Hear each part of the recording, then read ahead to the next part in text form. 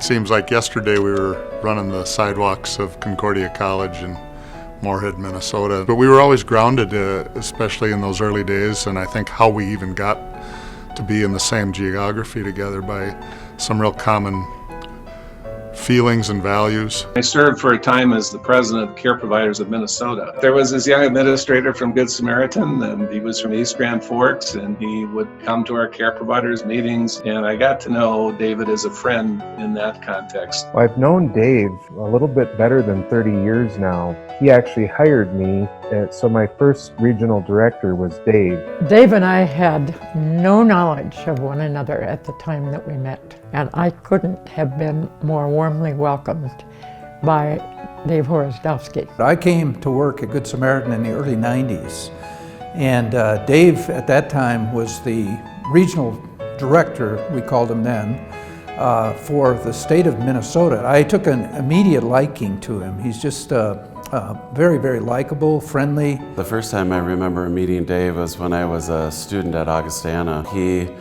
could take the conversation that people were having and synthesize. Dave is one of the most exceptional listeners that I've ever known in my life. He could listen to all of that and then express it in terms of ways that people could understand. And be able to reflect back to everyone in the room kind of the consensus of what had been discussed. He really began to understand the public policy issues that were evolving and the strange way in which long-term care was financed within any of the government programs. Once a year, we would bring the leadership from the headquarters here to Washington, and Dave and I spent a lot of time going from one office to the other. Dave had a very conversational approach, telling people about what the issues are with seniors. Your colleagues in our profession, many of whom I've talked to recently, leaders at the American Healthcare Association, Care Providers of Minnesota, and many other organizations, have great respect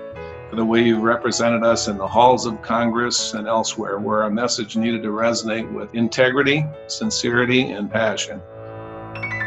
Every step he took was thoughtful relative to his faith and what he was there to do, with the notion of servitude, to take care of someone else. One thing that he does wear on his sleeve, and that is his compassion for people, how he cares for people. How are you?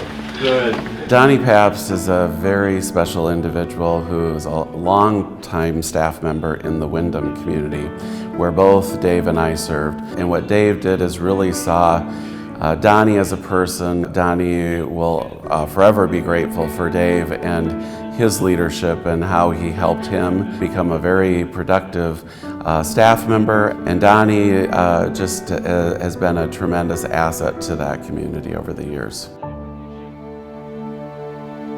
He's got a confidence and a love for the mission that really very, very few people that I have known in my history with the organization have. Dave had a capacity and a propensity to walk the walk. You can text me and I'll text you back. Dave could tune everything else out and focus on the person that we were there to serve, whether it was in the community, in one of our locations. All right. Yeah, and you can save me as a contact. Okay. Okay. Everything he did, it was always about serving others. He was more focused on how he could help others, how he could make a difference in their lives. Don't forget the text, Dave. And Dave and I scheduled a day to work as CNAs in our Loveland, Colorado facility. And Dave was sitting in a corner table with one of the residents who was unable to feed themselves. And he was very patiently feeding that person with a spoon and sitting there with a smile on his face. And it just reminded me of his quiet, strong love for the residents that we had.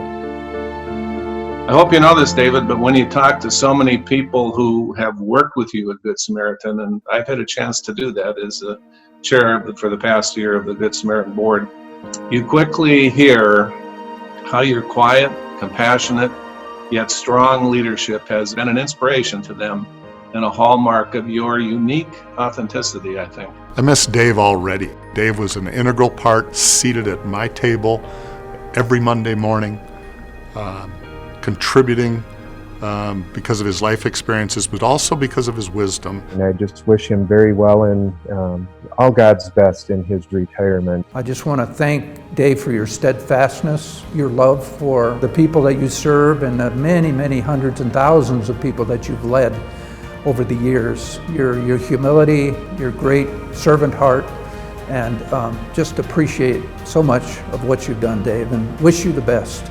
You and Carol the best in your retirement. Dave, we are very grateful for all that you've done for the Good Samaritan Society over these years, and we wish you the best as you move into this next phase of life. From so many of us who have had the privilege of knowing and working with you over the years, thanks for your leadership, thanks for your friendship, and congratulations on your success. We wish you the very best.